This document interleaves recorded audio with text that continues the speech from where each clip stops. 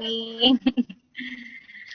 Waalaikumsalam warahmatullahi wabarakatuh. Ya, eh insya Allah, alhamdulillah. Ya, insya Allah sebelum memulai kita angkat ya untuk menayangkan videonya.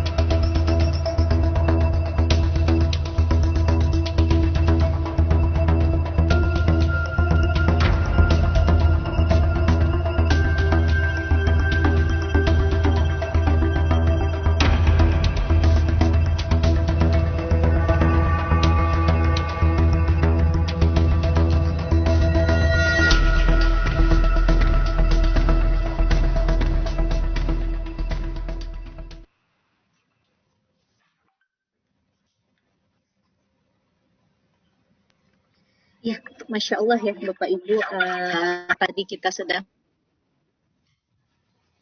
Ini Bu Dini ini salah satu Masya Allah founder kelas belajar Zero Waste. Mungkin Bapak Ibu pernah ada yang mengikutinya kelas belajar Zero Waste ini, dan memang berusaha untuk dari rumah ya. Bismillah, kita berusaha untuk dari rumah untuk bisa membangun kesadaran atau akar mulai dari rumah, keluarga, kemudian berkembang pendidikan, komunitas, dan masyarakat. Ya, mungkin itu tadi prolog awalan. Mungkin kita langsung segera mempersilahkan kepada Ibu Dini. Kami persilahkan. Ya, terima kasih Bu Diani. Saya mohon izin kepada Bapak Ibu sekalian, para guru fasilitator dari Sekolah Alam di seluruh tanah air. Saya izin share screen ya. Iya, silakan Ibu. Semoga semangat ini pagi-pagi mendung mengikuti raker. Tetap membara semangatnya. Insya Allah. Bismillah. Apakah sudah terlihat slide-nya? Oke, sudah Ibu. Ya.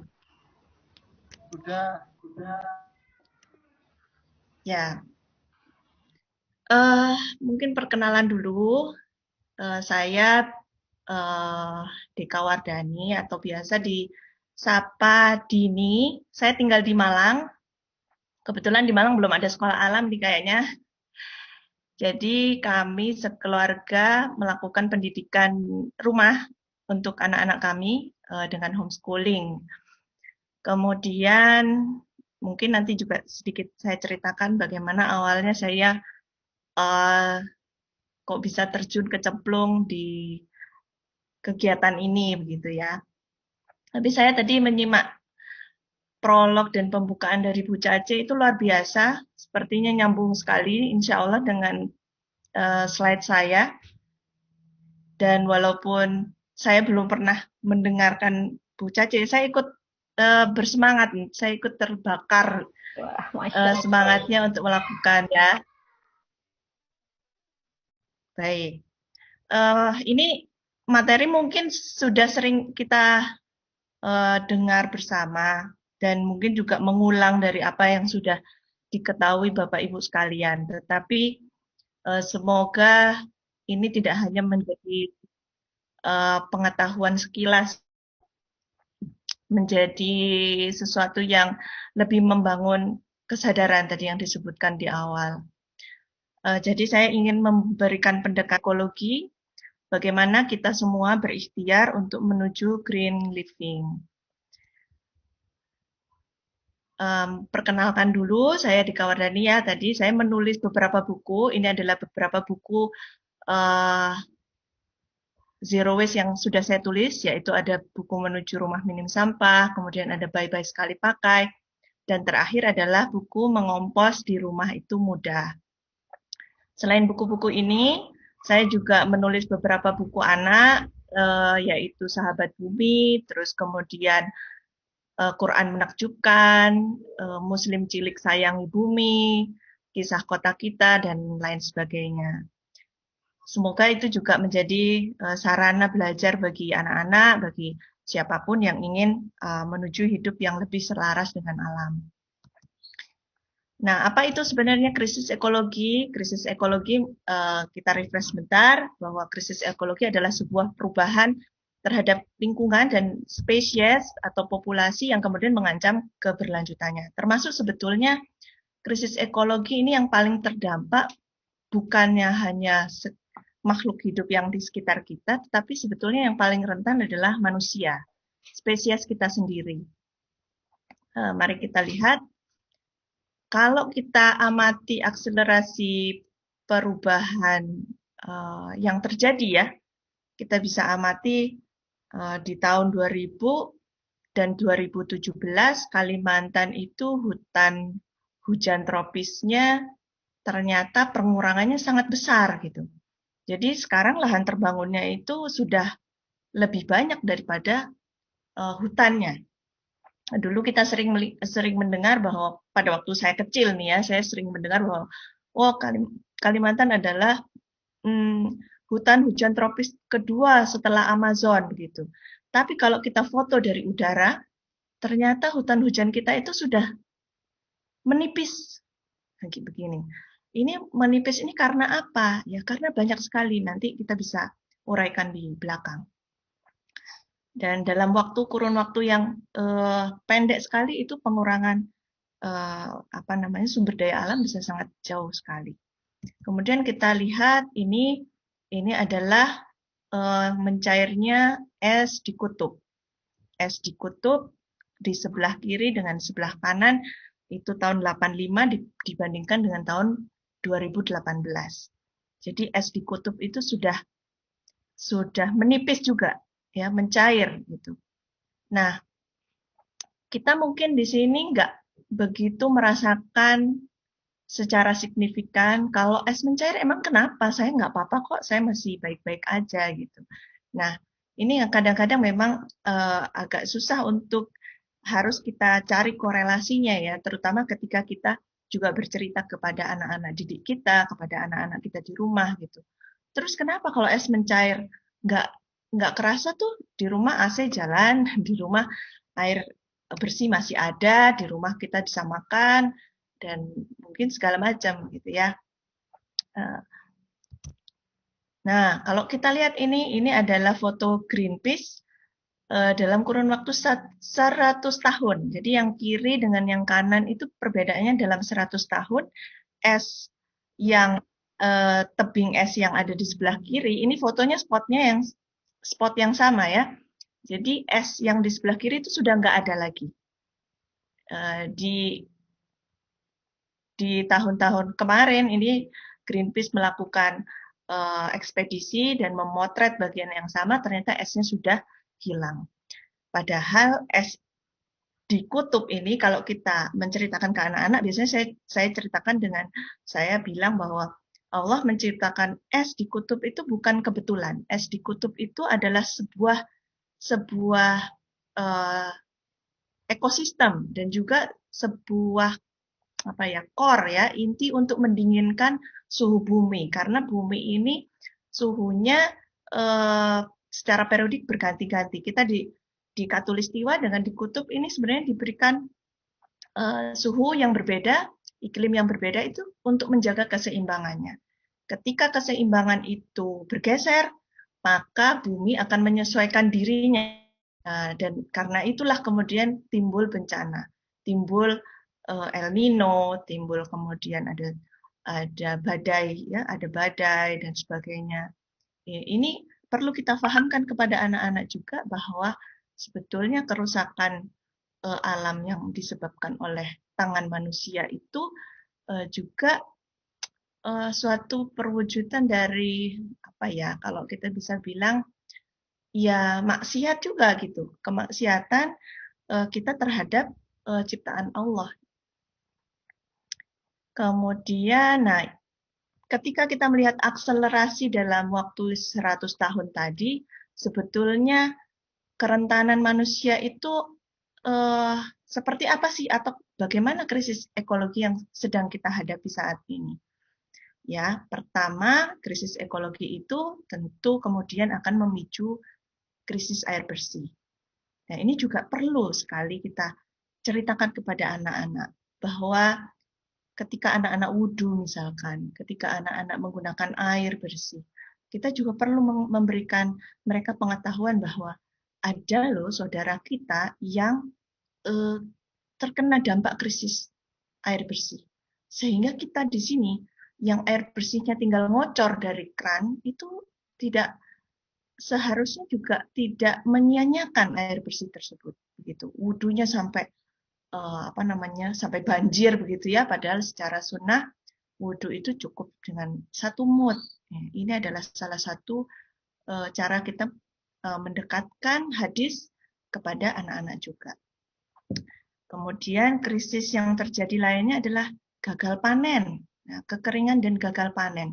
Dengan cuaca ekstrim seperti yang tadi sampai es mencair itu sebetulnya juga mengancam ketahanan pangan kita bersama maksudnya ya. Bukan hanya petani, kalau petaninya mengalami kerugian karena gagal panen, tentu kita ini yang di kota akan terdampak secara langsung maupun tidak langsung. Ya, dan ini sudah sering sekali terjadi mulai dari petani yang bawang ya, misalkan petani bawang itu sampai bawangnya busuk karena ternyata musim hujannya terlalu panjang. Nah, ini sebenarnya suatu tanda ada perubahan iklim gitu. Kemudian, nah ini yang tadi Zoom, bagaimana sampai satwa-satwa ini juga terancam, mereka kehilangan habitatnya, mereka kehilangan rantai makanannya, kemudian rusak ya, sampai kemudian predator tingkat tinggi ini kehilangan makanan di level yang bawah. Dan jika rantai makanan ini rusak atau terganggu, sebetulnya di situ sudah mulai ada sesuatu yang harus kita waspadai gitu. Contoh kemarin berita bahwa ada ular ya yang sampai ke rumah-rumah warga gitu. Kenapa ular itu kok bisa keluar dari liangnya sampai ke rumah warga? Ini ada sesuatu sebetulnya. Bukan salahnya si ular, tetapi karena alam yang mereka tinggali sudah tidak lagi bisa memberikan mereka misalkan makan ya, mereka cari makan, nggak ada lagi tikusnya, udah dibasmi semua sama pestisida. Akhirnya mereka mencari ke tempat yang lain.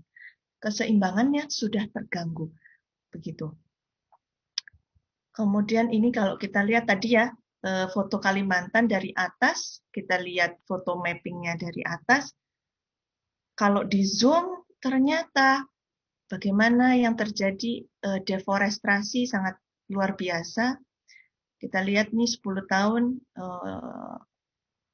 penggundulan hutan bisa seperti ini ya, di Kalimantan, di Papua.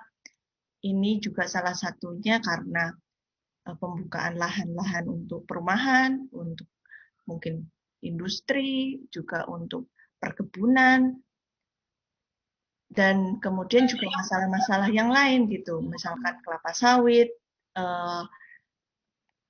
untuk industri kertas, tisu, dan sebagainya. Kebakaran hutan kemarin terjadi sangat besar di Australia, sampai kalau kita lihat foto-fotonya ada kanguru yang terbakar, ada koala yang terbakar ya. Dan saya sangat sedih sekali karena butuh ratusan tahun untuk mengembalikan kondisi ke semula. Kalau kita mau merusak alam itu bisa sekejap. Tetapi saat kita mau mengembalikan lagi, ciptaan Allah mau kita kembalikan lagi, itu effortnya luar biasa. Kalau mau menghancurkan bisa dalam hitungan jam, hitungan hari. Tetapi kalau kita manusia mau mengembalikan, restore kondisi alam itu butuhnya bisa beberapa generasi. Kemudian ini kerusakan ekosistem laut, beberapa penyelam, kalau menyelam di dasar laut sekarang yang ditemukan adalah kresek, botol plastik, kemudian ya macam-macam itu ya. Kalau dulu ikan parinya masih kelihatan, sekarang udah diganti dengan kresek-kresek ini di bawah laut. Dan kalau kita lihat juga di sebelah kiri atas itu adalah pulau-pulau baru yang terbentuk dari kumpulan plastik. Ya, kumpulan sampah laut yang terbawa arus, kemudian ini menjadi pulau-pulau baru, gitu ya, dalam tanda pulau-pulau baru ini disebut dalam istilah kerennya adalah Pacific Garbage Patch, dan ini juga sudah menyebar di samudera yang lain, bukan hanya di Pasifik, sudah mulai ada di Antartika dan Arktika. Sampah ini ngumpul, kalau kita lihat di sebelah kanan atas itu karena arus laut. Dan Bapak Ibu sekalian, yang mungkin belum kita sadari adalah sampah laut ini bukan 100% berasal dari aktivitas perkapalan. Jadi sampah-sampah laut ini 80% menurut penelitian itu berasal dari daratan. Bukan dari orang sengaja buang sampah di laut. Ya, bukan karena berlayar buang sampah di laut. Ya, itu jelas. Tetapi ternyata 80%-nya adalah dari di darat. Kok bisa di darat? Gimana ceritanya? Nanti kita lanjutkan ya. Nah, dan Pacific Garbage Patch ini, sampah-sampah laut yang ada di lautan tadi itu kemudian juga akhirnya dideteksi oleh hewan-hewan sebagai makanannya mereka. Jadi mereka itu tidak bisa membedakan. Kura-kura tidak bisa membedakan antara ubur-ubur dengan kresek. Sehingga tanpa mereka sadari, mereka akan makan apa yang mereka butuhkan. Gitu. Kalau kita lihat mungkin ini sudah sangat viral, sangat diketahui ya, sampai ada penyu yang dia di hidungnya ada sedotan plastik masuk itu 12 cm ke dalam, sampai harus dioperasi, dan kita lihat di situ bagaimana darahnya keluar, dia sampai nangis ya penyu itu karena saking sakitnya begitu. Dan kalau ini kita renungkan, apakah tidak ada rasa bahwa ternyata manusia zulim sekali, ternyata manusia itu yang kita lakukan di darat itu bisa menyakiti yang di laut. Ya, aktivitas kita yang di sini itu ternyata dampaknya bisa sangat panjang. Kita lihat di sini, ini albatros. Albatros ini diteliti oleh peneliti di suatu pulau di Pasifik. Pulau itu tidak ada penghuninya. Peneliti ini tinggal di sana beberapa bulan begitu, terus kemudian dia mengamati kenapa kok banyak albatros mati. Padahal di situ tuh pulau terpencil. Ketika dibedah perutnya, isinya adalah botol plastik, sasetnya permen, kemudian pecahan-pecahan mikroplastik dan segala macam. Itu. Padahal di pulau itu kosong, tidak ada yang menghuni. Ternyata dia dapatkan dari pulau yang lain, dari laut dan sebagainya. Ya. Kemudian yang di kanan bawah ini adalah paus yang ditemukan di Sulawesi terakhir. Dan di dalam perutnya ada 6 kilo sampah. Di dalam perutnya ada handuk. Di dalam perutnya ada bola. Di dalam perutnya ada sandal. Ya, nggak mungkin kalau itu dibawa di tengah laut kemudian dibuang. Itu adalah sesuatu yang dari darat. Gitu. Ini foto dari WWF. Begitu. Nah, ini adalah sebuah krisis yang kita hadapi bersama. Mohon maaf, kayaknya suara saya agak eko ya. Mungkin ada yang menyalakan audionya. Oke. Nah, mungkin pencemaran lingkungan ini tidak kita sadari. Salah satunya yang menjadi saat ini lagi gencar-gencarnya mungkin ya, sering Bapak Ibu dengar adalah tentang pencemaran plastik atau sampah plastik gitu. kalau kita lihat di sebelah kiri ini adalah pemandangan sehari-hari yang kita lihat kalau kita lagi jalan di perumahan mungkin ya, kalau kita lagi selesai acara gitu. Kebetulan ini foto ketika saya menjemput anak saya ini pulang dari Pondok Ramadan. Jadi anak saya pulang dari Pondok Ramadan satu malam nih. Kemudian ketika pagi-pagi saya jemput, saya lihat dalam satu malam ini adalah gundukan hasil sampah Pondok Ramadan. Ditaruh di emper masjid. Begitu. Berarti ini kaum muslimin ya. Kalau kita lihat. Dan ini isinya macam-macam. Ya, mika segala macam. Gitu. Kemudian kita berpikir, gampang aja kan, ada tukang kebersihan, nanti ditaruh aja di petugas kebersihan, nanti dia angkut pasti. Sampahnya udah bersih. Nah, masalahnya adalah bersihnya di tempat kita. Masalahnya pindah ke sini, ke sebelah kanan. Pindah ke TPS, kemudian dibawa ke TPA. Dan ini kalau udah di TPA, Bapak Ibu sekalian, mohon maaf, mungkin banyak yang mengira kalau di TPS dan di TPA itu sampah dipilah. Ya, saya kebetulan pernah mengajar di perencanaan wilayah dan kota, dan saya dulu mengajar persampahan, dan pernah juga field trip ke TPA. Tidak ada namanya pemilahan sampah di TPA. Tidak ada. Gitu. Jadi kalau di hulu itu sudah seperti ini, di hilir ya sudah tinggal ditumpuk saja. Nah, jadinya nanti seperti ini. Dan ini akan tinggal di sana selama bertahun-tahun. Bahkan tadi ya, mungkin 16 generasi, 400 tahun nggak hilang ini. Sampah plastik ini kita sudah meninggal, kita sudah jadi tanah, sampah kita masih ada. Nah, kemudian dampak sampah itu kembali ke kita ternyata. Jadi mikroplastik tadi dari sampah itu kan tidak bisa terurai ya. Kalau bahan organik bisa terurai, tapi kalau anorganik tidak bisa terurai. Yang terjadi apa? Plastik itu kemudian akan pecah menjadi kepingan-kepingan kecil yang dinamakan mikroplastik. Dan mikroplastik ini menurut penelitian Ekoton, ya ini saya ambil dari penelitian Ekoton tahun lalu, plastik ini sudah ditemukan di fesesnya manusia. Jadi Ekoton meneliti feses-feses manusia, beberapa sampel dari Pulau Jawa itu diteliti di dalam fesesnya itu sudah ada mikroplastik dan mikrofiber. Kita lihat ini di sebelah bawah, ini adalah ikan, bayi ikan, di dalam perutnya ini ada bintik-bintik kecil, ini adalah mikroplastik. Mikroplastik yang ditelan bayi ikan ini paling banyak dari microbeads. Kalau masih belum tahu microbeads apa, microbeads itu adalah biasanya terdapat dalam kosmetika, dalam sabun cuci muka kita, yang ada krenyes-krenyes scrubnya itu adalah plastik. Dan itu akan ditelan oleh bayi ikan. Kalau ditelan bayi ikan, dia akan membawa itu sampai dia dewasa, kemudian nanti kita makan. Jadi kembali lagi ke kita. Kemarin mungkin juga pernah dengar di daerah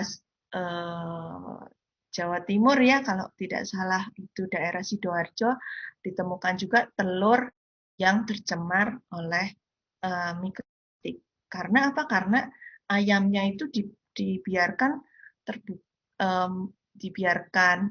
makan sembarangan, sedangkan sampah juga dibuangnya sembarangan. Gitu. Nah, yang saya ingin tekankan adalah kerusakan yang signifikan itu sudah terjadi dalam kurun waktu hanya dalam 1 dekade. Jadi 100 tahun, 10 tahun itu kecepatan kerusakan alam itu sudah sangat luar biasa akselerasinya. Dan masalahnya kita ini manusia tidak menyadari. Karena apa? Karena tidak tampak oleh kita. Jadi kita menganggap kalau nggak tampak oleh kita itu nggak ada. Padahal sebetulnya ada. Gitu. Karena hidup kita baik-baik saja, hidup kita masih enak gitu ya. Kadang-kadang kita jadi terlena bahwa di luar sana ada sesuatu yang terjadi, ada bencana yang sedang menunggu gitu ya. Tetapi kita masih merasa baik-baik saja. Nah, ini mungkin sedikit gambaran ya, kayaknya juga banyak yang tahu ini ya, bahwa Indonesia menurut beberapa penelitian itu menempati posisi yang teratas dalam penghasil sampah begitu. Ya, ini kalau dilihat dari sebelah kanan, Indonesia termasuk 5 besar negara penghasil sampah makanan atau food waste. Jadi sampah makanan, tidak menghabiskan makanan itu ternyata buat orang Indonesia kayak biasa aja gitu. Kita lihat prestasinya ini ya, prestasi Indonesia. Termasuk nomor 2 penggundul hutan Indonesia. 10 besar penghasil sampah elektronik itu juga Indonesia. Nah, jadi krisis ekologi yang kita hadapi ini sebenarnya sudah sangat sudah sangat dalam kondisi yang rawan begitu. Tapi ya mungkin kesadaran kita semua ini masih belum sampai ke sana. Ya, dan kalau kita pelajari tadi ternyata krisis ekologi yang terjadi ini berasal dari pola hidup kita sehari-hari yang tanpa kita sadari memberikan dampak buruk terhadap lingkungan kita. Gitu. Nah, apa sih penyebab krisis ekologi? Masih bersama saya ini, teman-teman semua. Masih, Ya, Iya, Bu. kayaknya pada nggak ini ya, kayaknya pada tegang gitu lihat tadi ya. Krisis ekologi. Sangat interest, Bu. Sangat interest. Ya, memang sedih, Bu. Lagi istighfar. Kaget-kaget, Bu. Ya, jadi mungkin kita uraikan sedikit demi sedikit ya. Sebenarnya penyebab krisis iklim ini apa begitu ya. Nah, salah satu penyebab krisis iklim ini kalau kita telusuri adalah bagaimana manusia merasa superior terhadap alam atau human superiority over nature. Jadi, manusia tuh merasa bahwa alam itu diciptakan untuk dia, sehingga kita tuh boleh mengeksploitasi, kita boleh menggunakan sebesar-besarnya untuk kemakmuran kita pribadi gitu. Nah, kemudian penyebab kedua adalah bagaimana alam itu harus ngalah terhadap ekonomi. Jadi kita ingin ekonomi itu secara kalau secara teoritis kan ekonomi itu harus tumbuh terus gitu ya setiap tahunnya. Tetapi ternyata ini akan memicu ke irresponsibilityan, ketidakbertanggungjawaban kita terhadap keinginan kita untuk ekonomi ini tumbuh terus, ya. Kita bayangkan, misalkan nih di sekolah alam ingin ngerem penggunaan kemasan sekali pakai, katakanlah, ya, mengerem penggunaan air mineral misalkan. Tetapi secara umum Menteri Perindustrian begitu atau Menteri Perdagangan itu ingin ekonomi naik, ya. Jadi didorong bagaimana caranya supaya industri air kemasan ini naik terus. Ada itu. Oke, selanjutnya. Nah, selanjutnya penyebab ketiga itu adalah lifestyle lock-in. Maksudnya bagaimana? Maksudnya adalah kita ini manusia itu sering kali terjebak di dalam lifestyle yang bisa dibilang tidak ramah lingkungan. Contoh gampang, anak-anak sekarang pasti senangnya Korea-Korea, betul nggak Ibu Bapak? Ya, apapun yang Korea-Korea itu anak-anak pasti follow gitu ya. Nah, bukan anak-anak aja, guru juga. Guru juga. Pada menyimak drama Korea juga ya. Nah, misalkan lagi rame, katakanlah ada jajanan Korea gitu. Jajanan Korea apalah yang lagi rame ya, misalkan sandwich lah atau garlic bread itu ya. Katakanlah seperti itu. Terus kemudian anak-anak jadi tertarik untuk beli. Nah, jadi tertarik untuk beli padahal sama guru-gurunya, sama ibu bapaknya dibilang makan di rumah dengan apa yang ditanam gitu. Tetapi ketika anak-anak ingin mengikuti lifestyle, mereka akan kemudian ya itu tadi mengikuti perkembangan zaman, sehingga yang dilihat saya ingin tune in dengan perkembangan zaman. Kalau di perkembangan zaman itu sekarang yang lagi ngetren adalah ini, saya ikut beli. Saya nggak peduli di situ misalkan nyampah, di situ misalkan pakai kemasan sekali pakai. Yang penting saya kelihatan ikut tren. Nah, ini juga akan mengancam juga bagi kita semua, ya, terutama anak-anak kita itu yang agak rentan terhadap tren-tren seperti ini. Kita juga perlu nih menekankan kepada anak-anak bahwa berani tampil beda. Itu anak sekolah alam tuh berbeda dengan anak-anak yang lain. Kenapa? Karena anak sekolah alam punya kesadaran yang lebih. Anak-anak di sekolah alam punya pengetahuan lebih. Anak-anak di sekolah alam sudah terbiasa dari kecil untuk mencintai lingkungan, katakanlah seperti itu. Jadi kalau kita sedikit berbeda, misalkan jajan, oke, jajan kekinian boleh, bawa wadah sendiri, itu lebih bagus, misalkan seperti itu. Ini kita perlu mendorong anak-anak untuk mereka percaya diri dengan lifestyle mereka sendiri. Ya, lifestyle-nya sekolah alam itu sendiri seperti apa, itu yang kita bawa keluar. Bukan kita kemudian terbawa arus. Nah, ya, kemudian ini adalah penyebab keberapa ya ini? Kira-kira tadi udah 1, 2, 3. Ini adalah yang keempat, ya. Yang keempat itu adalah penemuan-penemuan baru, modern chemistry. Dulu di zaman saya kecil saya masih ingat semua makanan jajanan saya itu masih dibungkus daun. Ya, kalau pergi ke pasar barang Mbah gitu ya, barang Eyang tuh naik becak, bawa anting gitu, terus kemudian kalau beli-beli ternyata beli-beli itu semuanya masih ditimbangin gitu. Kita butuhnya berapa, ditimbang, baru dibungkus. Sekarang semua di supermarket udah dijejer-jejer dengan kemasan masing-masing. Sehingga ternyata kemasan-kemasan ini dalam tanda kutip tidak bisa diterima oleh alam, oleh tanah, nggak bisa diuraikan lagi. Tetapi karena atas nama modernitas, kemudian atas nama budaya yang lebih instan, ya lebih gampang lah, biar nggak ribet, biar simple aja kita belinya yang kemasan. Akhirnya ya itu tadi, alam akhirnya daya tampung dan daya dukungnya terhadap pola hidup kita itu kemudian sudah tidak sama lagi dengan zaman kakek nenek kita gitu. Karena ada penemuan-penemuan baru nih, yang penemuan-penemuan barunya ini tidak kompatibel dengan alam. Kemudian yang kelima, ya, yang kelima ini mungkin paling dekat dengan kita, paling dekat kita dengan kita sebagai pendidik, ya, ecological illiteracy. Jadi ketidakmelekan kita terhadap masalah ekologis. Jadi masalah ekologis itu ternyata bukan menjadi prioritas dalam literasi secara umum, ya. Mungkin masih ada masalah-masalah lain yang dianggap lebih penting, sehingga masalah ekologis ini ya dianggap udah ada yang ngurusin lah, atau dianggap oh itu udah nomor kesekian lah gitu. Kalau dalam bahasa Jawa itu nomor 27 gitu ya.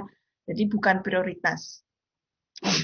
Sehingga anak-anak kita ya, bahkan kita sendirilah, kita sendiri ini terhadap masalah-masalah ekologis, terhadap perubahan iklim, mungkin ya banyak yang nggak tahu. Banyak yang tidak tahu tentang apa itu sebenarnya global warming, apa yang menyebabkan, kenapa kok begini, kenapa hubungannya sampah sama global warming, apa sih? Banyak yang nggak tahu, gitu ya. Nah, saya ingin cerita sedikit, supaya nggak bosan ya, saya ingin cerita, this is my story, gitu. Saya seorang ibu ya, sekarang saya seorang ibu berada di rumah, lebih banyak berada di rumah. Mungkin ya banyak yang mengekspresikan keprihatinan terhadap kondisi alam, kondisi tadi krisis iklim dengan berbagai macam cara. Ada yang demo seperti ini mungkin ya, ada yang bikin gerakan climate strike dan sebagainya gitu. Nah, saya mungkin tidak bisa turun ke jalan seperti ini, tetapi saya ingin berbuat dengan cara yang lain. Gitu. Nah, semua itu bermula ketika saya sudah tingkat akhir ya. Tahun 2000 itu saya sudah menjelang tugas akhir. Jadi angkatan berapa saya mungkin bisa diduga ya, Bapak Ibu sekalian. Jadi saya dulu kuliah arsitektur, di Institut Teknologi Bandung, ya. Pada saat itu saya sering sekali dengar istilah sustainability gitu, green city, terus kemudian ecological city, green building dan sebagainya. Itu saya sering dengar gitu. Saya mempelajari sustainable development gitu ya. Ada 3 core ini, ada environment, sosial, ekonomi, bla bla bla gitu saya pelajarin ya. Terus kemudian saya ngajar di jurusan perencanaan wilayah dan kota di satu universitas, namanya Universitas Brawijaya di Kota Malang, sejak tahun 2008. Dari dulu saya tertarik, tapi tertarik ngobrolin aja, gitu. Tertarik ngobrolin aja. Saya tidak bisa melihat korelasi antara apa yang saya ajarkan ini, ya, apa yang saya ajarkan, saya pelajari di kampus, kemudian saya ajarkan di anak-anak, itu seolah-olah hanya menjadi teori yang saya ajarkan di papan tulis. Kemudian saya merenung sendiri, saya ini ngajarin, tetapi kok saya nggak berubah ya?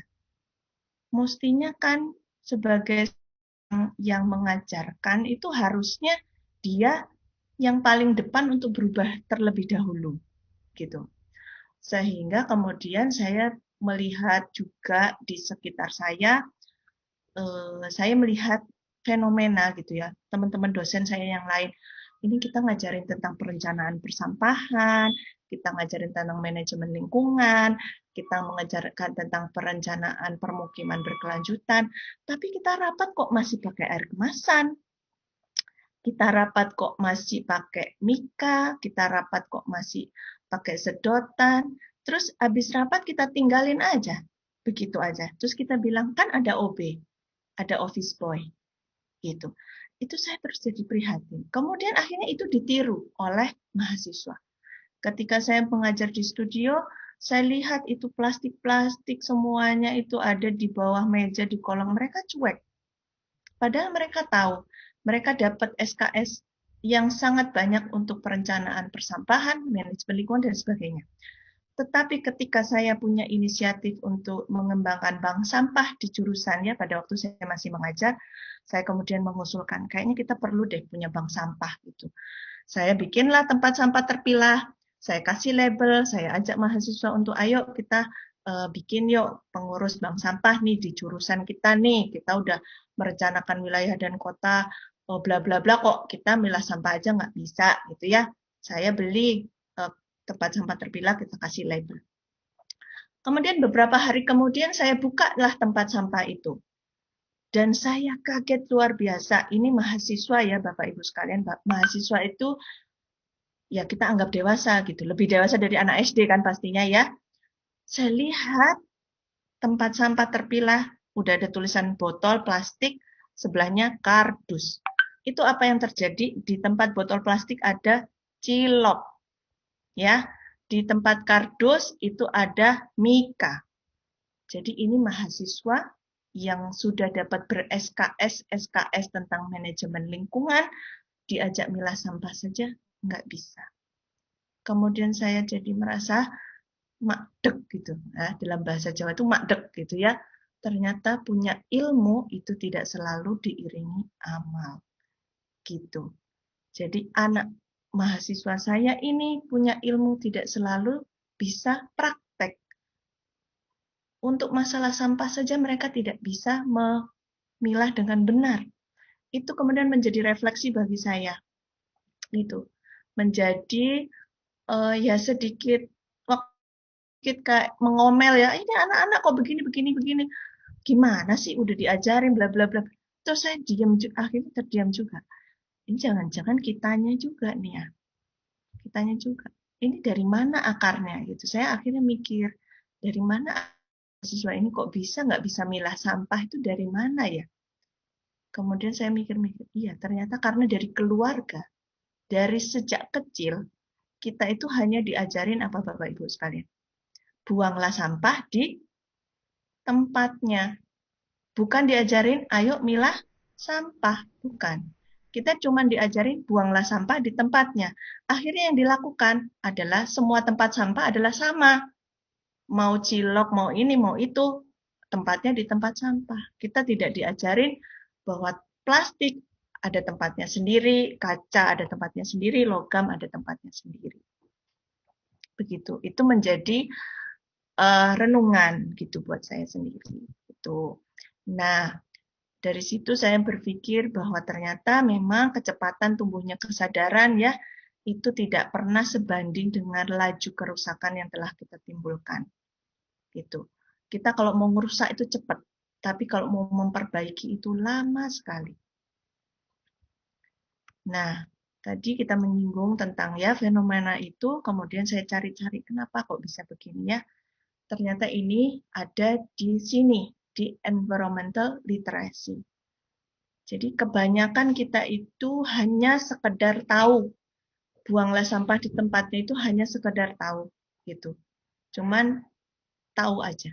Contoh gampang nih Bapak Ibu sekalian, kalau mau menguji anak didiknya sekali-sekali jangan pakai ujian multiple choice ya. Misalkan pakai pasang CCTV aja. Pasang CCTV terus Bapak Ibu sekalian pura-pura buang sampah gitu, buang sampah sembarangan, misalkan kulit pisang, buang aja sampah itu di depan kelas ya, terus pasang CCTV di situ. Kalau misalkan Bapak Ibu kita bikin soal ujian multiple choice, katakanlah, jika kalian melihat sampah tergeletak di tengah jalan, apa yang kalian lakukan? A. Cuek aja. B. Panggil petugas. C. Lapor bu guru. D. Ambil, buang ke tempat sampah. Kira-kira anak-anak kita tuh jawab yang mana? Kira-kira anak-anak kita jawabnya yang mana nih? Kalau multiple choice. Ambil buang tempat sampah. Nah, D ya. D. Sebagian besar itu akan memilih D pasti. Nah, tapi kalau kita pasang CCTV, Bapak Ibu, terus kita ngasih sesuatu yang menjijikkan di depan kelas gitu. Kira-kira what happen? Apa yang mereka lakukan? Kalau kita lihat pakai CCTV. Apakah mereka akan buang sampah ke tempatnya? Kayaknya belum tentu.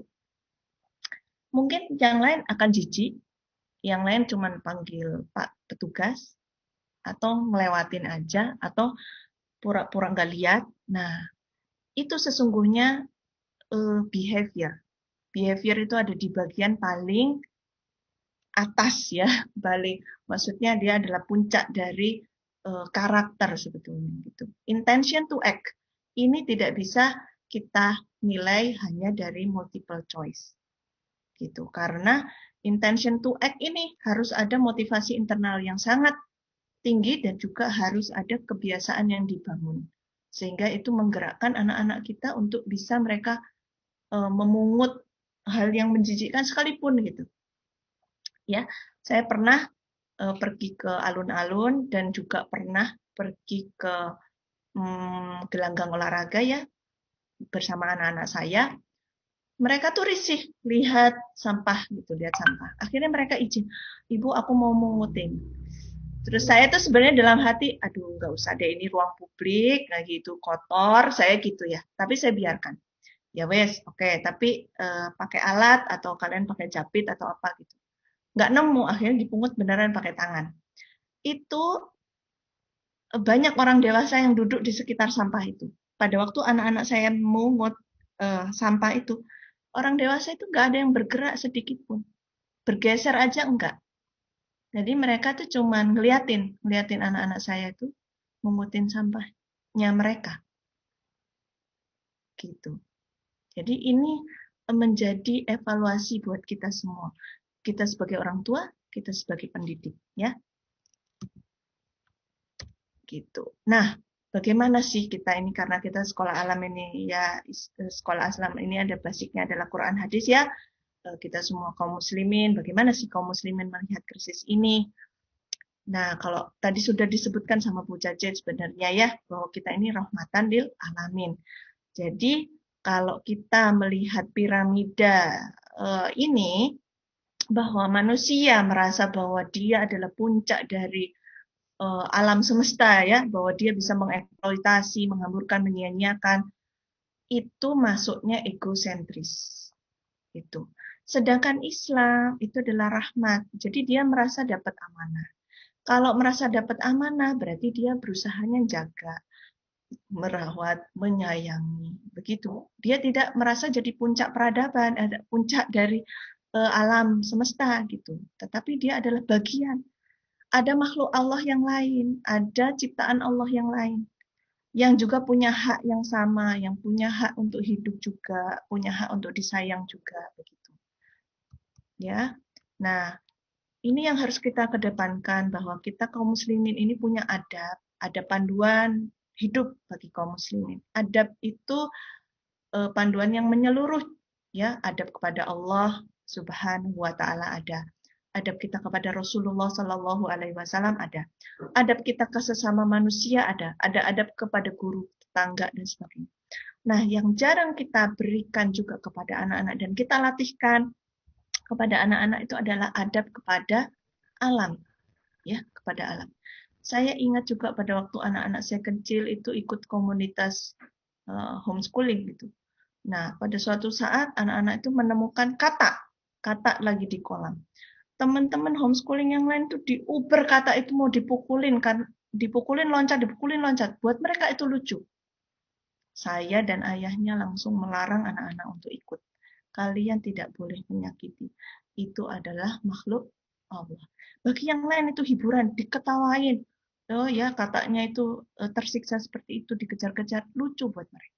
Tapi di situ anak saya langsung tegur, jangan ikut-ikut. Dia punya hak untuk hidup, dia juga punya anak mungkin, ya, ini mungkin induknya dan sebagainya gitu. Jadi kita ini menanamkan tuh harus holistik, ya, jangan hanya parsial. Ya, Islam itu indah, jangan sampai keindahannya tertutupi oleh perilaku kita yang buruk. Nah, itu bahaya. Saya ingat sekali, saya pada waktu itu pernah nonton YouTube-nya Ustazah Irena Handono. Ya mungkin pada tahu ya, Ustazah Irena Handono, dia ingin mempelajari Islam. Terus dia bilang ke pendeta, gitu, ingin ke mentornya, saya mau belajar Islam, katanya. Pendetanya bilang, ya, mentornya bilang, kamu boleh belajar agama apa saja tapi jangan Islam, katanya. Loh, kenapa kok nggak boleh Islam?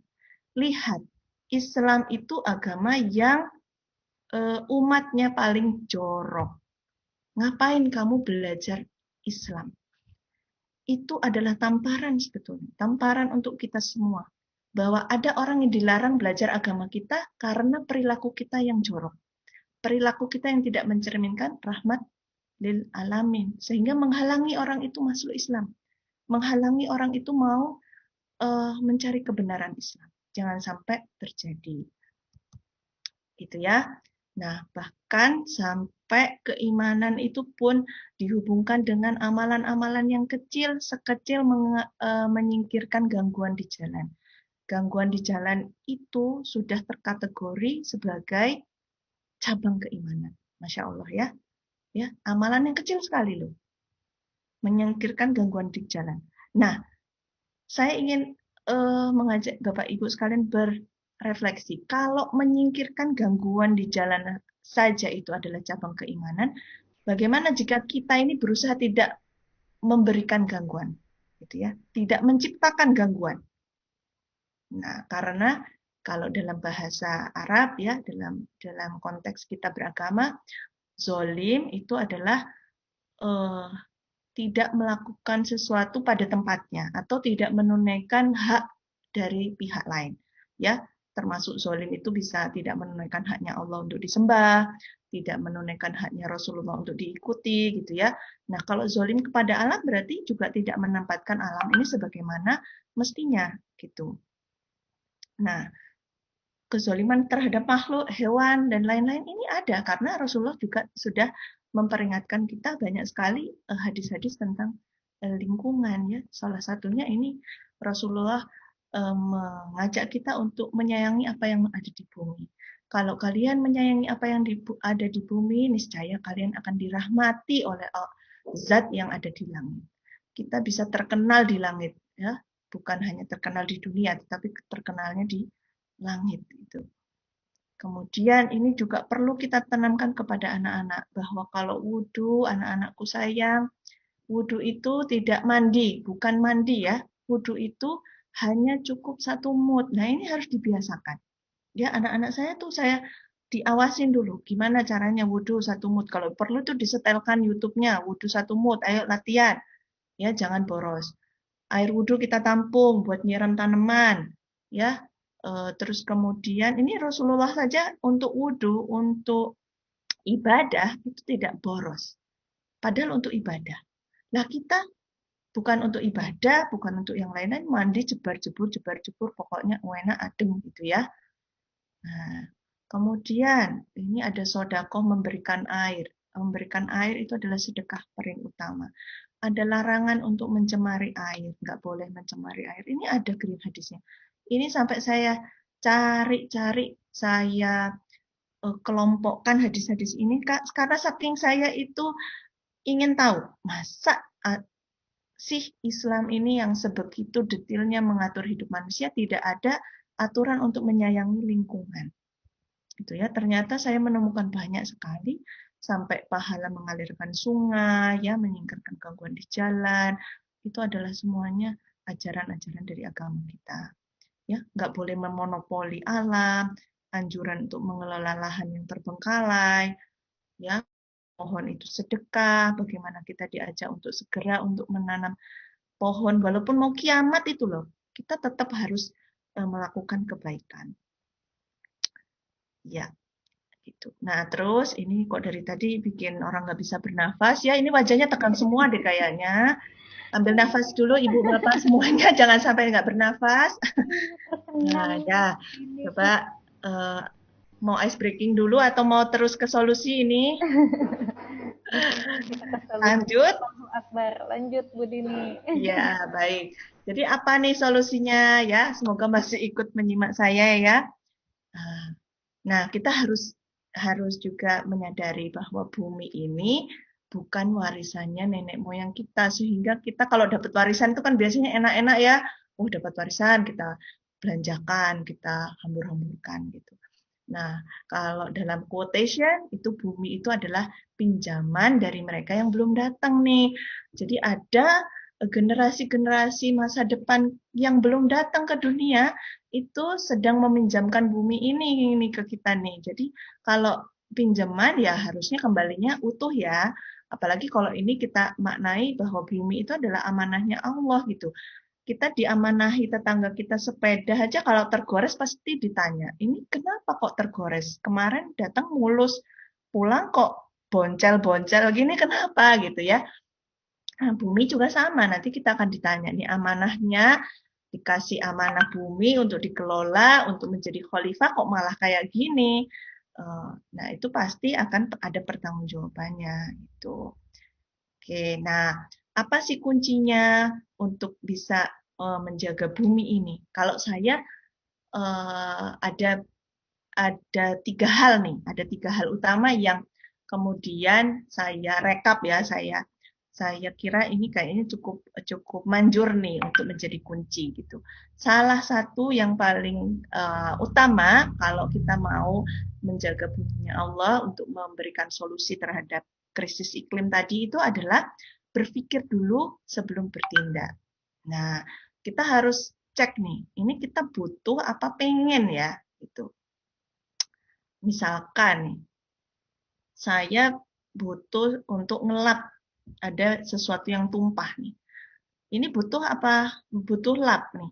Butuh lap atau butuh tisu? Atau sebenarnya nggak harus tisu, lap juga bisa gitu. Jadi mikir dulu, oh nanti kalau tisu jadi sampah nih tisunya. Kalau lap bisa kita cuci lagi, kita jemur gitu ya. Jadi mikir dulu sebentar, dipikir dulu tindakan kita ini akan ada dampaknya apa ke depannya kalau kita melakukan ini gitu. Berhenti dulu ya, jangan impulsif gitu. Misalkan mau jajan ya, mau jajan. Katakanlah lagi lihat ada cendol nih enak cendol gitu. Ini butuh apa pengen? Nih, sebenarnya butuh minum, nggak harus cendol. Oh ya udah besok kalau udah bawa tumbler, bawa wadah sendiri kita mampir deh. Nggak harus beli cendolnya hari ini. Itu yang biasanya saya latihkan ke anak-anak. Kamu butuh apa pengen? Bisa ditunda enggak? Harus beli sekarang enggak? Oh, enggak harus. Ya udah, kalau kita siap, kita bawa wadah, baru kita belanja. Misalkan seperti itu. Kemudian kunci yang kedua adalah kita ini berlatih menahan diri. Islam itu sebetulnya sudah banyak sekali tools untuk melatih kita sebagai seorang muslim mengelola emosi dan mengelola diri ya. Kita itu disuruh untuk berpuasa. Ini salah satu cara kita untuk menahan diri gitu. Terus kita diajak untuk tidak ikut-ikutan kaum kafir ya, tidak menyerupai kaum kafir misalkan, tidak berpesta-pesta dan sebagainya. Kemudian Rasulullah itu kalau ada barang yang rusak itu beliau perbaiki ya. Ada hadisnya Rasulullah itu menjahit pakaiannya, menambal sandalnya dan sebagainya. Itu adalah salah satu manajemen, sebetulnya manajemen butuh dan ingin tadi. Kita nggak harus kok ikut tren. Kita boleh berbeda. Kalau orang lain lagi beli garlic bread, kita makannya it's okay gitu. Yang kita butuhkan adalah nutrisinya, bukan prestisnya. Ya. Kemudian yang kunci ketiga adalah kita punya sikap tanggung jawab dan berdaya. Jadi kita dorong diri kita, keluarga kita, anak-anak kita untuk mampu berdaya dan bertanggung jawab. Gitu. Oh, ini sampahku nih, ini tanggung jawabku. Oh, ini sisa konsumsiku nih, ini adalah tanggung jawabku. Aku bisa kok melakukan perubahan. Walaupun kelihatannya kayak remeh, walaupun kelihatannya kayak aneh, dianggap teman-temanku aneh, anak saya mungkin aneh gitu ya, karena teman-temannya yang lain makan snack kemasan, anak saya enggak. Gitu. Saya ingin cerita sedikit juga, kami ini sudah stop makan mie instan kemasan itu sudah 12 tahun. Jadi kami sudah tidak makan mie instan itu 12 tahun kira-kira. Tapi kan kalau hujan-hujan pengen ya gitu ya. Ya pengen sih pengen, tetapi saya punya cara lain. Saya bikin mie sendiri gitu ya. Masak mie sendiri, masak mie rebus, mie ayam sendiri. Tidak harus mie instan. Itu kami latihkan di keluarga. Kebetulan suami saya juga orangnya tidak harus makan ini, harus makan itu gitu. Jadi lebih kita latihkan dan itu akhirnya menjadi kebiasaan. Kita tidak lagi nyari-nyari hal tersebut. Bahkan saya agak lupa kapan terakhir saya ke supermarket Bapak Ibu. Karena saya lebih senang belanja ke tetangga terdekat. Jadi saya punya langganan sayur, punya langganan ikan dan sebagainya itu dari tetangga-tetangga, komunitas-komunitas, ya ada petani organik dan sebagainya. Jadi saya tidak harus ke supermarket untuk mendapatkan kebutuhan sehari-hari. Dan akhirnya saya mendapatkan hikmah juga pada saat pandemi seperti ini. Alhamdulillah saya tidak merasa kelimpungan gitu. Karena apa-apa itu ternyata kebutuhan-kebutuhan itu bisa dicarikan jalannya yang lain gitu. Tidak harus ke satu tempat itu begitu. Ya. Nah, jadi kalau saya sih mengajaknya dari diri sendiri aja dulu, dari rumah kita, dari sekolah kita, dari dari kita sendiri gitu, karena kita ini salah satu pemicu perubahan iklim tadi atau krisis ekologi yang terjadi, gitu ya. Nah, ini juga penting gitu untuk kita ketahui. Jadi saya memilih untuk berperan pada circle of control dan influence saya. Kalau ada circle of concern, selama saya punya kekuatan atau kesempatan untuk merubah, ya saya ingin ikut di situ. Tetapi saya fokus dulu di circle of control. Tadi ya circle of control saya, ya saya bisa kok nggak makan merek tertentu atau nggak makan kemasan ini dan itu, gitu. Itu bisa saya kontrol, sehingga itu yang saya optimalkan, gitu. Kalau misalkan ada pertanyaan, Bu Dini, tapi pabrik plastik tuh masih ada, pabrik mie instan ada. Loh, itu circle of concern di luar kita ya. Pasti nanti ada yang tanya, Bu Dini sih stop makan kemasan gitu, tapi kan pabrik plastiknya masih megrong-megrong ya gitu ya. Ya nggak apa-apa, itu pilihan. Tapi loh, jangan lupa bahwa ada supply, ada demand gitu. Ada demand, ada supply. Kalau demand-nya bergeser, sebetulnya mereka pun akan secara perlahan supply itu mengikuti. Ingat nggak? Dulu pada zaman saya kecil itu masih bisa langganan susu pakai botol kaca. Ingat nggak ada yang masih kayak gitu? Ya, atau beli kecap masih pakai botol kaca nih, gitu ya, ditukar botolnya dan sebagainya. Nah, ternyata sekarang susu jadi pada kemasan kardus semua. Padahal dulu bisa gitu. Nah, akhir-akhir ini muncul lagi karena ada demand terhadap hal tersebut, sehingga muncul lagi nih pedagang-pedagang yang sudah pakai kaca lagi, susu pakai kaca, terus kemudian sirup, apa bukan sirup ya, kayak madu ya pakai kaca dan sebagainya, bisa tuker botol. Itu kemudian kami usahakan di komunitas bahwa kami bisa bertukar wadah gitu. Ada supply, ada demand, ada supply. Supply mengikuti demand, insya Allah ya.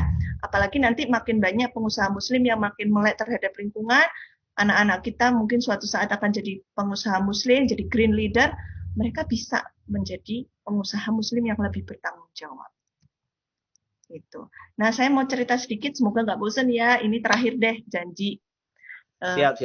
Nggak janji juga sih. Mungkin masih ada 25 slide lagi. Maafkan. Ya, ini eksperimen saya di rumah bersama suami dan anak-anak. Gitu. Moga-moga ini sih bisa memantik inspirasi gitu ya. Kadang-kadang orang tuh nanya saya, emang bisa gitu hidup minim sampah? Kan kita dikepung nih sama plastik-plastik. Emang bisa? Nah, ini eksperimen. Saya pakai kata eksperimen. Kenapa saya pakai kata eksperimen? Karena menurut saya kalau eksperimen itu boleh gagal, boleh berhasil gitu. Jadi kali-kali nanti dievaluasi, oh kita lagi gagal nih. Kenapa ya? Gitulah. Jadi anak-anak juga nggak berat, suami nggak berat, saya sendiri nggak stres. Jadi kita nikmatin aja eksperimen ini sebagai sebuah journey. Gitu. Nah, yang tadi ya ada fenomena seperti itu, tetangga saya kayak gini, kalau setiap acara saya lihat kayak gini, saya stres juga awalnya lihat, aduh ini kemana ini sampahnya ya. Terus kemudian saya punya cita-cita yang di sebelah kanan itu, saya pengen lah tempat sampah di rumah saya tuh kosong gitu. Akhirnya saya bilang ke suami, Pak boleh nggak nih tempat sampah kita kosong Pak. Dan suami saya bingung kali ya nanggepinnya, ya boleh-boleh aja, pokoknya ibu siap gitu katanya ya, jadi ya silahkan aja gitu diatur. Akhirnya ya tapi mohon dukungannya gitu. Kemudian saya bilang ke suami, saya bilang ke anak-anak, nah mulai hari ini nanti kita gini-gini ya. Tapi sebenarnya ini nggak mendadak ya, jadi awal-awalnya itu saya sudah menjadi anggota bank sampah, saya sudah belajar ngompos, anak-anak saya sudah tahu ngompos, suami saya sudah bisa ngompos, itu sudah dari lama. Cuman cita-cita untuk mengosongkan tempat sampah itu sekitar 3 tahun yang lalu lah, itu sampai hari ini ya. Alhamdulillah, jadi kami dilewatin terus sama gerobak sampah, nggak pernah mampir rumah kami gerobaknya karena sudah kosong. Gitu. Nah, jadi kami itu mulai dari belajar dulu, menimba ilmu ya, maksudnya belajar sampah itu kenapa sih, gimana dan sebagainya. Terus kemudian kami bersama-sama dalam keluarga tumbuh bareng-bareng, ya artinya nggak dalam satu malam semua ya tidak bisa berubah dalam satu malam jreng gitu tiba-tiba semua jadi zero waste, nggak bisa. Jadi tumbuh perlahan-lahan secara bertahap tapi punya cita-cita gitu. Kita mau ke situ tuh gitu. Jadi kalau traveling kita siapin, mau umroh kita siapin, mau pergi ke luar Jawa, mau pergi keluar kota kita siapin gitu supaya kita bisa tetap zero waste gitu atau paling nggak less waste ya. Kemudian kita memberdayakan diri kita. Jadi masing-masing anggota keluarga juga punya peran, punya daya, kita saling menyemangati karena namanya juga hidup itu pasti ada godaannya gitu. Terutama kalau anak-anak ya pasti ada godaannya. Dan kita anggap ini sebagai sebuah perjalanan bersama sehingga kita nggak saling membebani dan saling menyalahkan gitu. Terus kemudian kita bangun jejaring ya. Artinya pada saat saya mulai awal hidup minim sampah, mungkin saya masih bingung. Ini menyalurkannya kemana? Kalau belanja nggak pakai kemasan kemana? Ya seiring dengan berjalannya waktu, saya juga mencari berjejaring gitu. Oh, kalau beli tanpa kemasan tuh bisa kayak gini. Misalkan contoh, saya beli waktu itu saya mau beli minyak goreng. Ya, saya kan udah nggak pakai minyak kelapa sawit nih. Saya pakai minyak kelapa. Nah, minyak kelapa tuh mahal gitu. Nah, supaya nggak nyampah, kami belinya jurigen. Jurigen 20 liter. Wah, jurigen 20 liter itu harganya memang miring, tapi 20 liter ngabisinya berapa lama gitu kan. Akhirnya saya tawarkan ke teman-teman di komunitas, ada nggak yang mau barengan nih? Kita mau beli jurigen 20 liter, kita belanja bareng gitu. Terus akhirnya pada ngelis, oh saya 1 liter, saya 2 liter, saya ini. Akhirnya total-total bisa 20 liter tuh. Nah, ketika yang 20 liter datang, itu kita bagi-bagi gitu. Dengan bawa wadahnya sendiri-sendiri. Jadi kayak belanja kolaboratif atau belanja kolektif ya, bersama-sama. Jadi itu menjadi salah satu solusi ketika kita berjejaring gitu. Kalau di sekolah insya Allah itu lebih gampang karena dulu teman saya juga ya saling jual belinya itu orang tua murid tuh ketika jemput anak-anaknya gitu. Ya, titip misalkan mau beli kurma, oh iya nanti tak bawain pakai tupperware, nggak boleh sebut merek ya, pakai wadah gitu ya. Terus nanti dipindah ke Kayak wadah wadahnya. Tupperware. Nggak boleh ya. Nanti Di sini nggak apa-apa, Bu. Di sini. Jangan sebutin merek, Bu. Itu Tupperware itu. Ya. Ya, jadi misalkan ini kayaknya bapak-bapak ini sering dimarahin istrinya karena sering ketinggalan nih wadahnya ya. Nah, jadi kita tukeran wadah tuh. Pada waktu ketemu kita bertukar wadah gitu.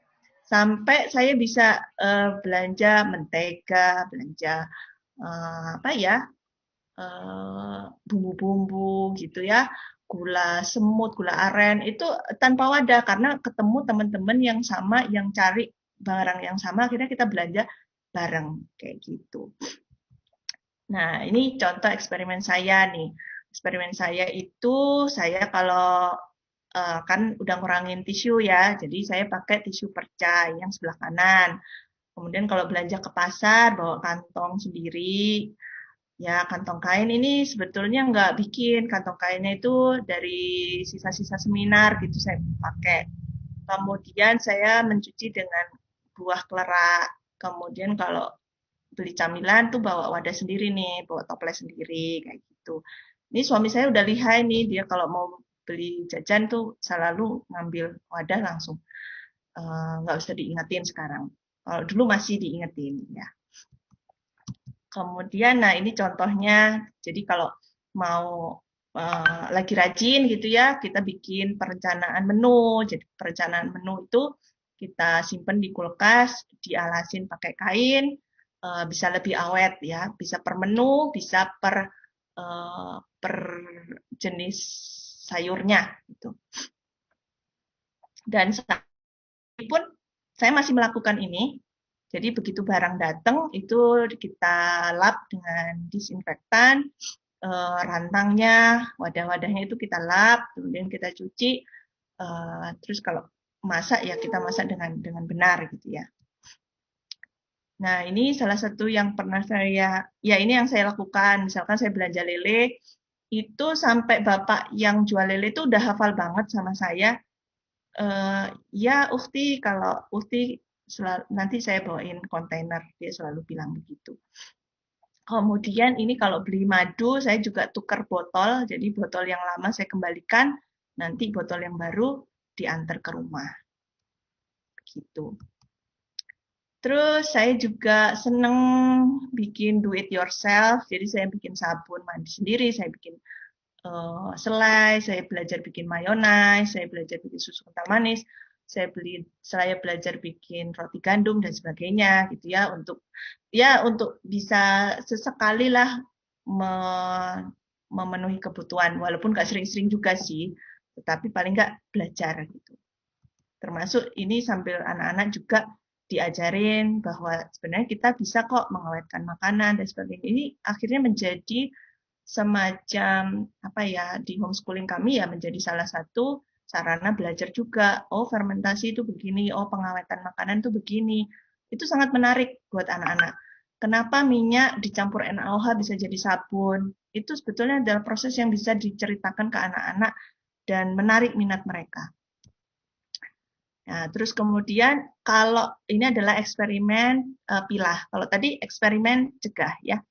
Eksperimen pilah itu artinya kalau ada barang-barang yang terpaksa masuk ke rumah, katakanlah ternyata kami dikirimin sama tetangga, ada yang akikah gitu ya, ada yang syukuran dan sebagainya, ya nggak boleh ditolak toh, itu kan rezeki ya. Nah, tapi ada sampahnya, misalkan sampahnya itu kita pilah, kemudian kita tabung ke bank sampah.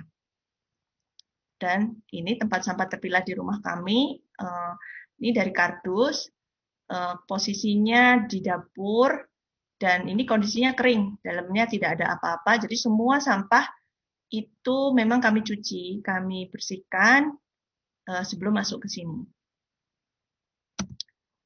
Nah, ini adalah label-label yang kami gunakan di rumah supaya memudahkan pemilahan sampah. Jadi ada sampah logam, plastik, saset, dan sebagainya gitu ya. Terus kemudian masing-masing sampah ini, kalau kami nggak nyebutnya sampah sih, kami nyebutnya sisa konsumsi di rumah. Sisa konsumsi itu kan masing-masing ke tempat pengepul yang berbeda-beda. Jadi untuk misalkan untuk saset itu bank sampah ini nggak terima, jadi kita salurkan ke tempat yang lain, misalkan kayak gitu. Kalau kompos itu kita kompos di rumah. Gitu kira-kira. Terus kemudian baterai, sampah medis ini juga kami kelola. Jadi sampah baterai itu kami kirim ke tempat pengelolaan sampah baterai elektronik. Untuk sampah medis kami setor ke puskesmas, apotik ataupun rumah sakit. Kemudian ini adalah eksperimen olah. Jadi sisa-sisa konsumsi kami itu kami olah sendiri juga di rumah. Jadi ada yang pakai kompos, ada yang pakai biopori, ada yang diperpanjang usianya, misalkan kayak kulit telur, ini jadikan pupuk, jadikan mulsa, terus jelantah kita jadikan sabun, ya minyak goreng bekas itu diolah jadi sabun. Kemudian kulit udang itu kita jadi MSG atau kaldu ya.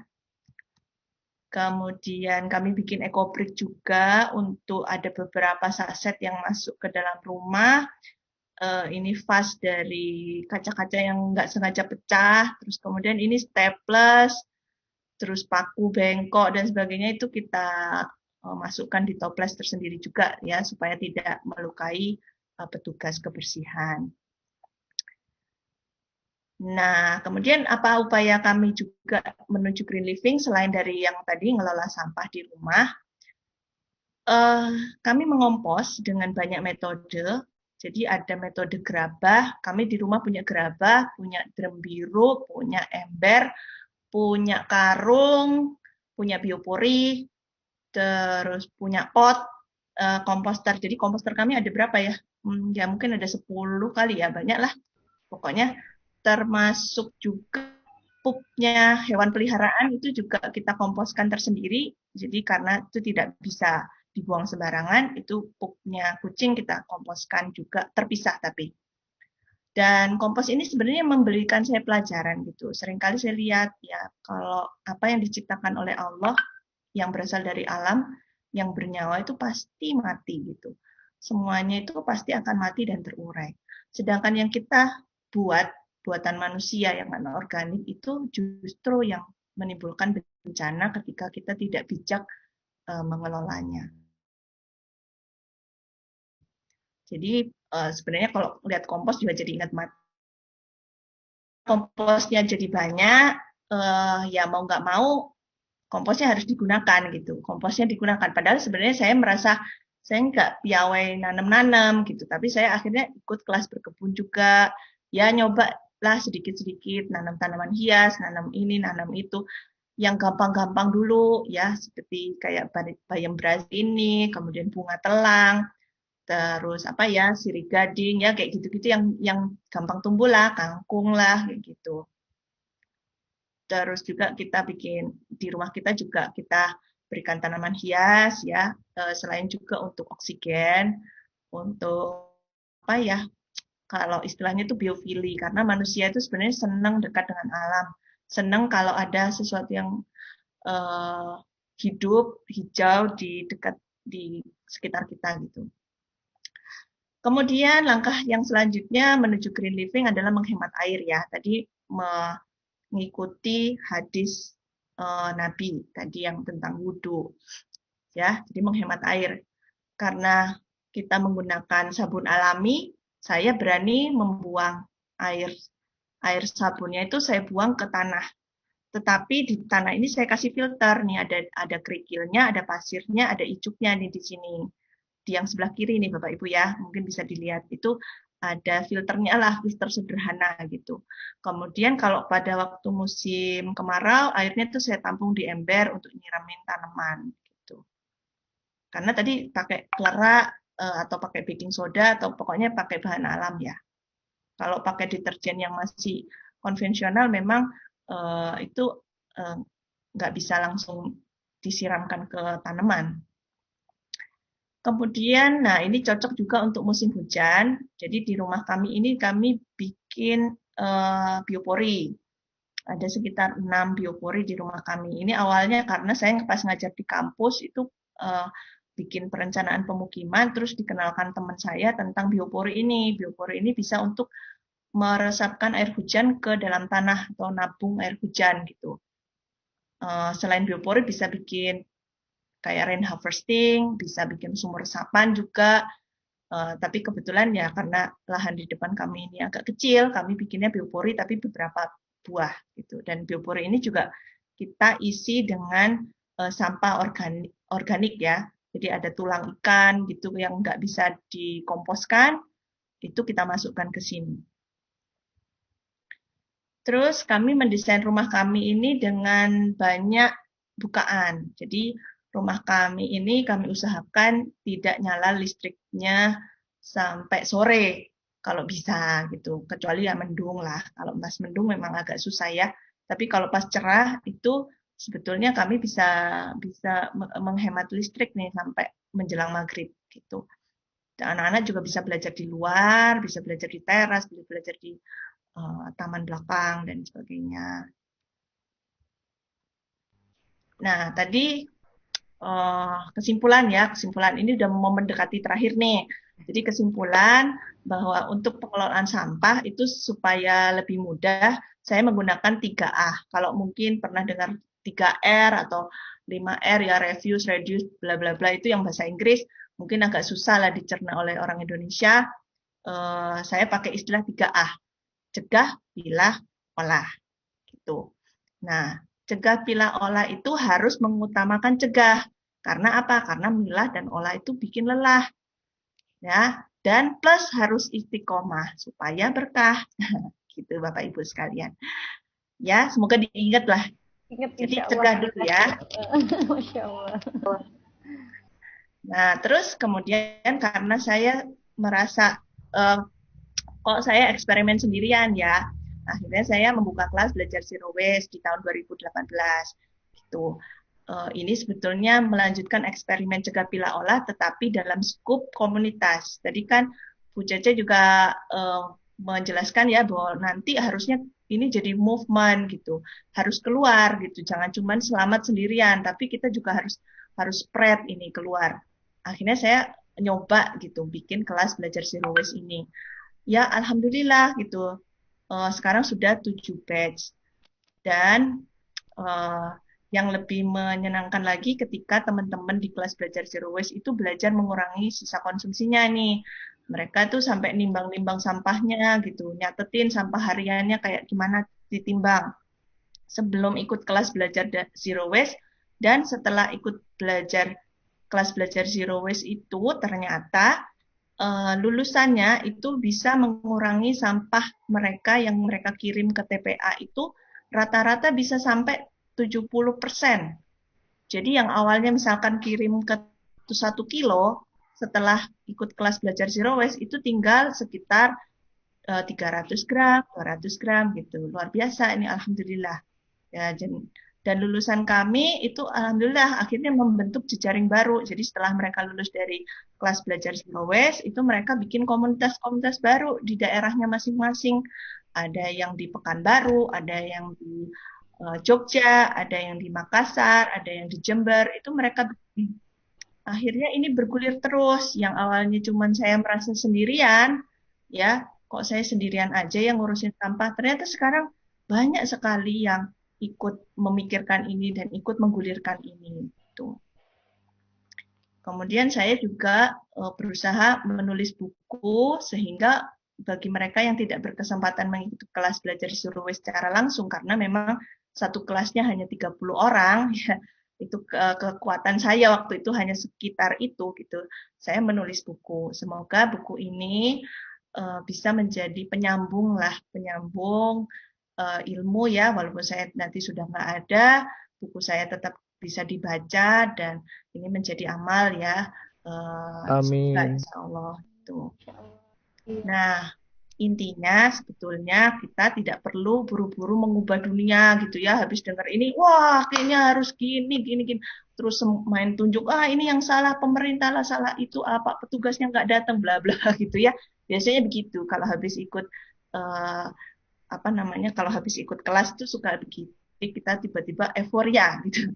Nah, saya ingin mengingatkan sebetulnya tidak perlu buru-buru yang mau mengubah dunia, tapi yang diubah tuh diri kita dulu, itu yang paling utama dan konsisten.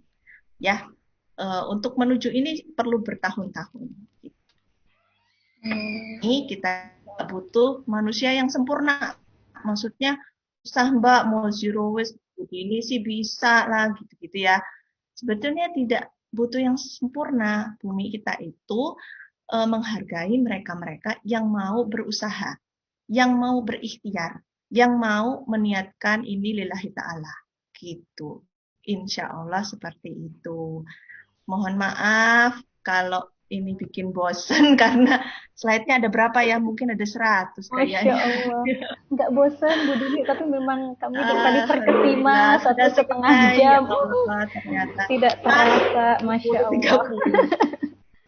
Iya, Nah, Bu. terima kasih Bapak Ibu semua sudah mendengarkan saya pagi ini. Semoga yang sedikit ini bisa menyemangati kita bersama ya. Semengingatkan diri sendiri juga bahwa yang kita lakukan ini meskipun sedikit. Awalnya saya juga berpikir bahwa yang saya lakukan itu kecil dan sedikit. Tetapi ketika ini bergulir, itu insya Allah kalau Allah ridho itu akan membesar. Gitu. Insya Allah ya. Kita berdoa bersama-sama. Semoga Green Movement ini bisa menjadi wasilah bagi kita bersama ya.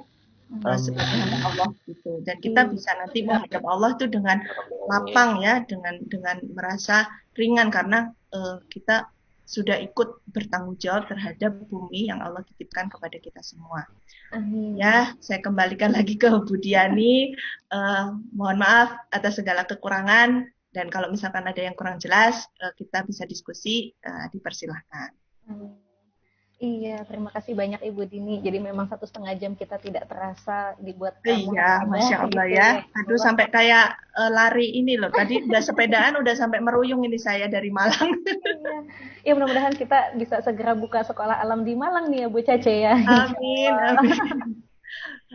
Allah, Bapak Ibu, dengan segala yang kita lakukan hari ini, kita bisa semakin membuka mata, buka hati kita, buka telinga kita, semakin membangun kesadaran, sama-sama saling mendoakan supaya kita bisa menjadi muslim yang bertanggung jawab insya Allah, dan ke depan kita bisa membangun muslim lifestyle yang lebih baik dan membangun peradaban kita yang lebih baik ke ananda-anda murid-murid kita ke depan insya Allah ya.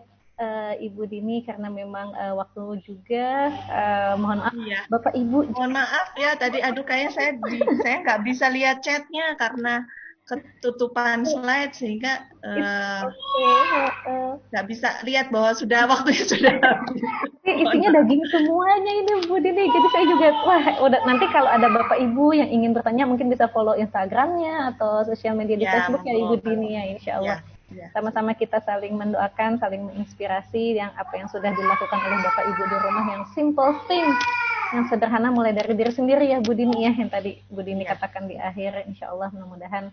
Kalau misalkan mau ada pertanyaan, dilewatkan ke Bu Diani. Nanti kalau misalkan bisa dijawab tertulis, maksudnya diperkenankan dijawab tertulis, nggak apa-apa, nanti saya jawab tertulis.